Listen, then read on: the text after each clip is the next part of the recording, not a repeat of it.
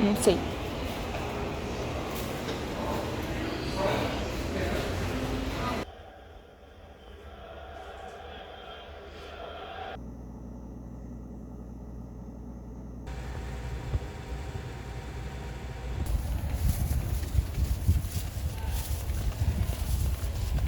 Queria mostrar pra vocês meu almoço de hoje, que tá todo colorido, todo lindo. Tô muito feliz. E também, enfim, tô aqui com um óleo no meu cabelo, óleo de coco, pra hidratar e depois ir lá tomar banho. Vou mostrar aqui, então vou virar a câmera. Ó, gente, meu pratinho aqui favorito, que tá até todo rachado, mas adoro ele. E temos chuchu, repolho roxo, brócolis, que eu amo demais, e um tomate fresco. Vocês viram que no café da manhã eu comi ovo, né? E é isso, com muito amor e bem temperadinho. Meu cabelo ele já secou quase todo.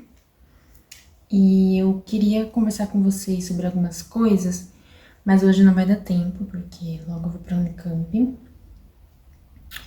E não reparem na porta do armário aberta, meu outro gato, Bruce, tá ali dentro. E isso sobre cabelo, eu cortei ele recentemente, aí me deu mais vontade, voltou a vontade de cuidar, passar os produtinhos. Então, falei pra vocês que eu tinha colocado o óleozinho, que é o da Salon Line, esse aqui. E ele tá já na metade. Eu uso, acho que uma vez por semana. E eu usei também esse hoje, que é da Oceane.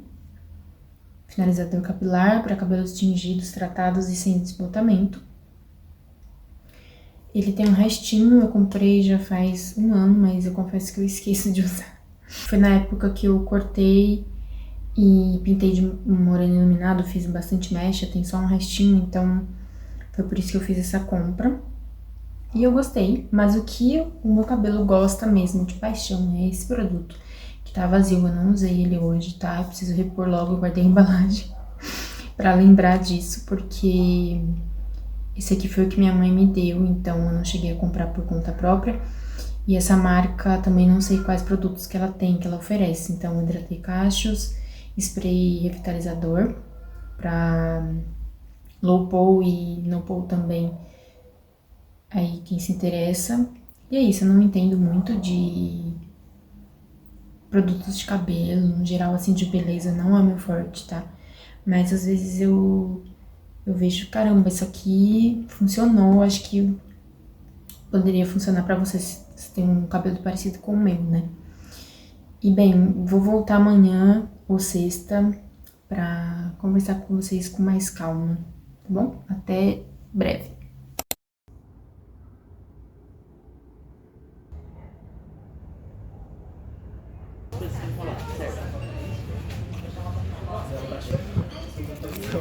Calabresa E frango. maravilhoso. Dá um salve. Salve. Que massa, velho. Que massa, velho. Quinta-feira, gente, dia 15 de maio. Eu cheguei da escola faz umas 2 horas, almocei. São umas 2h30 agora e eu tenho terapia às 3h30. Eu estou com muito sono, então eu vou passar um cafezinho, que eu também mereço. E uma coisa que eu também merecia é um jogo de cama novo que eu comprei e eu finalmente vou usar. Vou colocar aqui. É só o lençol e a fronha, mas já fez a minha semana, vocês não têm noção. Eu tava realmente quase sonhando com isso. E poucas coisas me dão esse sentimento igual coisinhas de casa.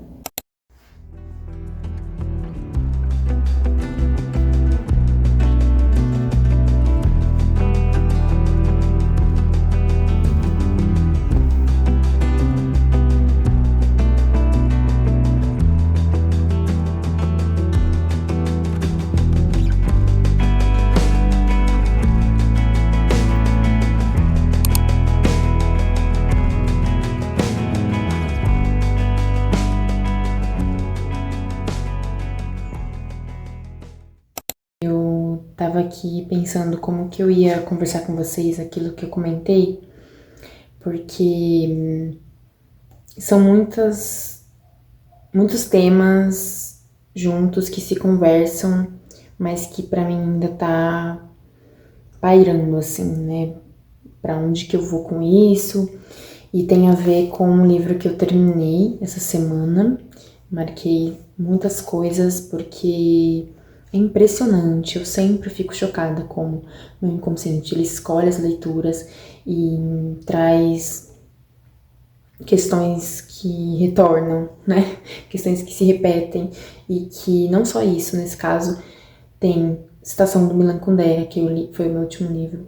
Tem referência ao Murakami, que também, uma das minhas últimas leituras, fala sobre a questão do flanir, né, que eu li no começo do ano, em janeiro, o Flanils, que eu vou deixar o linkzinho aqui para vocês irem ver se vocês quiserem, não vou me estender. Traz também muito isso de como é, então, o processo da escrita. E eu fui descobrir que era não ficção, gente, enquanto eu começava a leitura, tá? Na minha cabeça era uma ficção, um romance, não sei por que cargas d'água eu pensei isso, tá? Mas aí eu vi que não, que de repente é a própria Leila que está contando em primeira pessoa. E a premissa é, nada mais, ela passando uma noite, ela foi convidada a passar uma noite nesse Museu de Arte Contemporânea em Veneza. E a partir dali ela traz reflexões que foram ali a flecha certeira e muito do que eu já tava aqui com meus botões, né? Mas antes de vir para o livro em si, queria comentar com vocês que eu vi 2 vídeos da Paola Carosella, que essa pessoa incrível que eu admiro demais, e não só assim, né, pela sua cozinha, pela sua participação no MasterChef, seu trabalho, mas ela como pessoa mesmo, como ser humano. E aí, a minha alegria é enorme quando eu vi que ela tinha feito esses 2 vídeos de conversa, de bate-papo com uma amiga dela que é jornalista e, enfim, elas ficaram próximas, né, acabaram se aproximando. E que é sobre o encantamento, a busca pelo encantamento.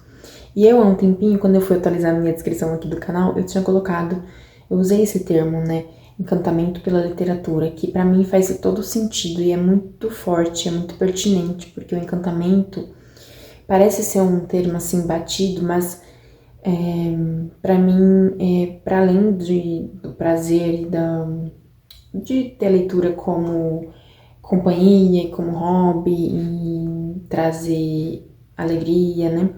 É um encantamento que vai, às vezes, fazer com que eu me afaste um pouco de mim, mas retorne, essa coisa do retorno, né? E que enxergue muitas as perspectivas dos outros, principalmente. E a partir disso, me encantar pela vida, sabe? Então, pra mim, isso é muito potente, assim.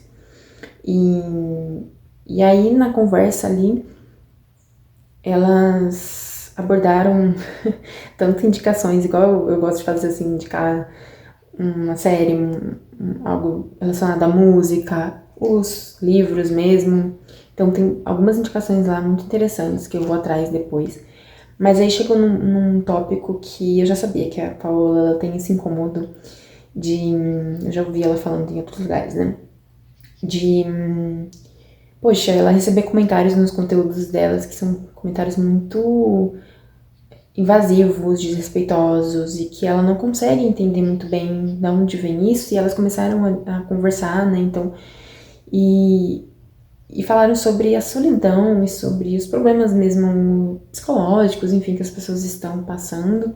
E assim, também não vou me aprofundar na parte que a gente vive num lance neoliberal tão profundo que faz com que as pessoas fiquem mais sozinhas, mesmo que de forma também inconsciente, certo? Que elas foram levadas para esse ponto, elas foram carregadas, elas precisam batalhar pela, assim, em termos materiais e de repente elas se encontram nesse buraco, sabe? Buraco que eu digo assim, de não se abrirem para os outros, não terem momentos de vulnerabilidade em que elas possam compartilhar. E isso vai gerando uma angústia, isso vai gerando algo que desencadeia nesses comentários, nessa forma de lidar com a internet não saudável e que ataca o outro porque tem algo ali que não tá sendo olhado, né, nela mesma e também onde ela está situada.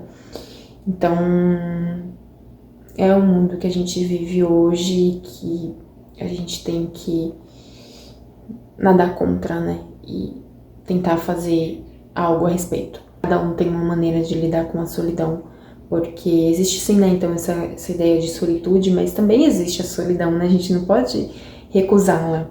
Ela vai acontecer, a gente vai sentir isso, a gente vai se sentir sozinho, embora a gente tenha pessoas ao nosso redor a quem recorrer, mas tem pessoas que não tem, muitas vezes, e que pra mim, assim, desde nova eu gosto de ficar sozinha, eu usava da minha imaginação pra criar cenários, eu tinha dificuldade de ser eu mesma. Eu acho que todo mundo eventualmente acaba passando por isso, né, de ser nós mesmos na escola, né, dependendo da idade ali isso aflora mais, mas como eu sozinha conseguia me libertar, assim, muito do que era colocado em cima de mim, né, só que isso também pode gerar muito sofrimento, né, e aos poucos, ao longo da minha vida, e ainda estou, né, aprendendo como passar esse tempo comigo, que seja um tempo de qualidade, um tempo... Eu não preciso estar fazendo nada, absolutamente nada, mas que eu me sinta minimamente bem comigo, que eu não entre em desespero, que eu não entre em armadilhas como a própria rede social, tá? E aí, indo já para a questão do livro, que a escritora ela começa falando sobre isso, sobre que a primeira regra quando se quer escrever um romance é dizer não.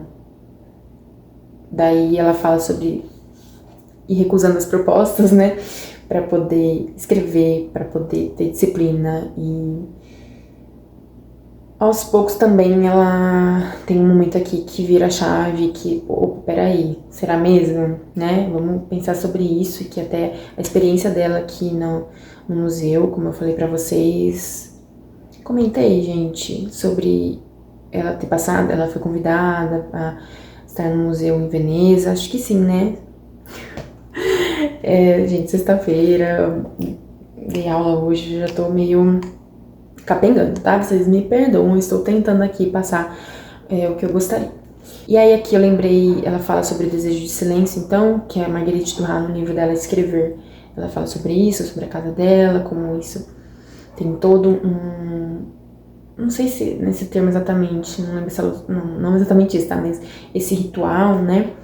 E o mito do escritor fora do mundo. Então, como que a gente coloca, né, as experiências internas, experiências né, nossas aqui sozinhas e as experiências lá de fora. A gente precisa também estar lá fora como escritor, sabe? A gente precisa viver e se arriscar e conhecer pessoas e ter outros estímulos, né?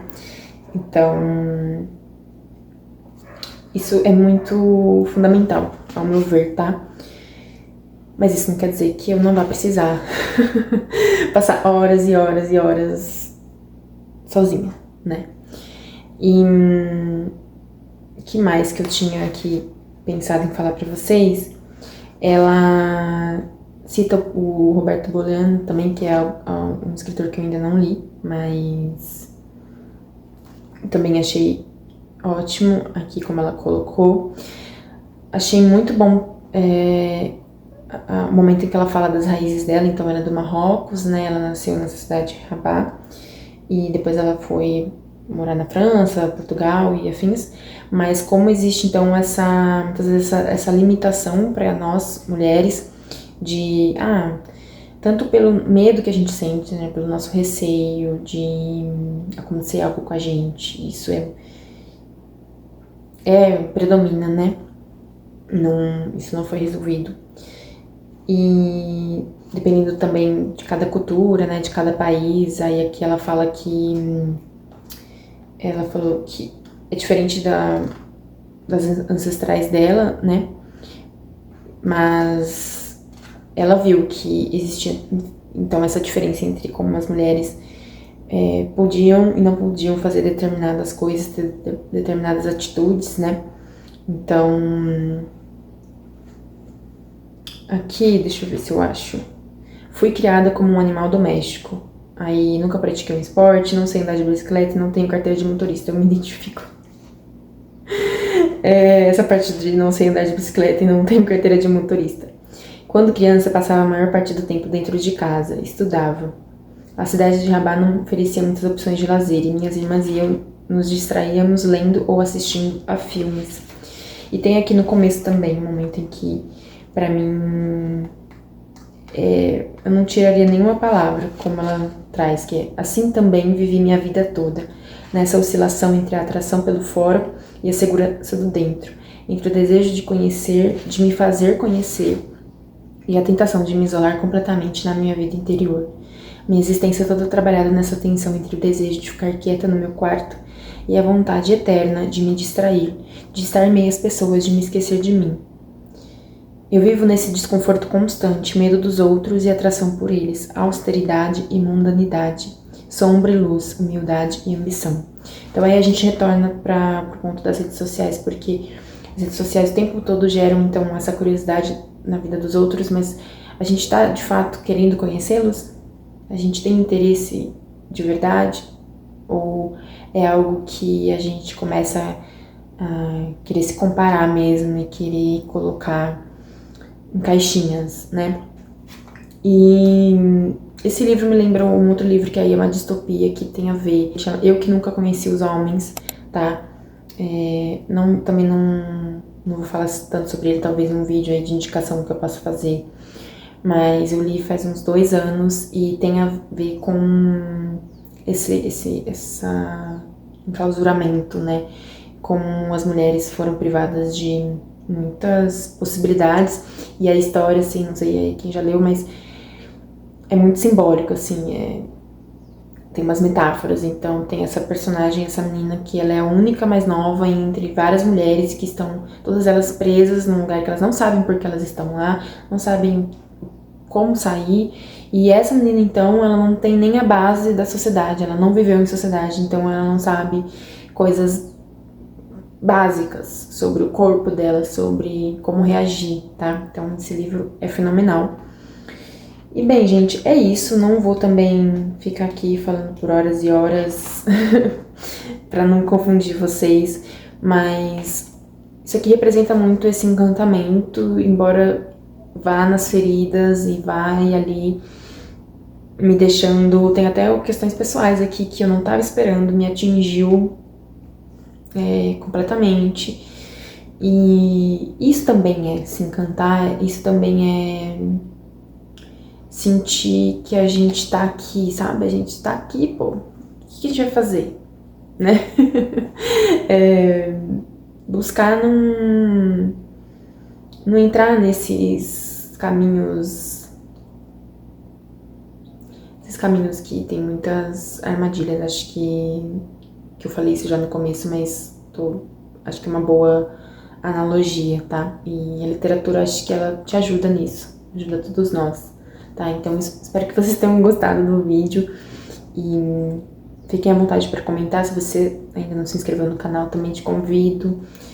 E gostei muito aqui de poder conversar com vocês, que é por isso que eu tenho um canal aqui, tá? Eu às vezes preciso organizar minhas ideias e recomendo que vocês façam o mesmo, porque a essência da rede social também é isso, né? E a gente, infelizmente, a gente tá num momento em que a gente também tem medo as reações que estão dentro da rede social. A gente tem medo lá de fora, a gente tem medo na rede social, e aí vem essa sensação de solidão, né? Mas eu cada vez mais eu entendo que a gente consegue lutar contra isso, tá? E, bom, a gente se vê no próximo vídeo, tá? Obrigada por assistir mais uma vez. Tchau, tchau.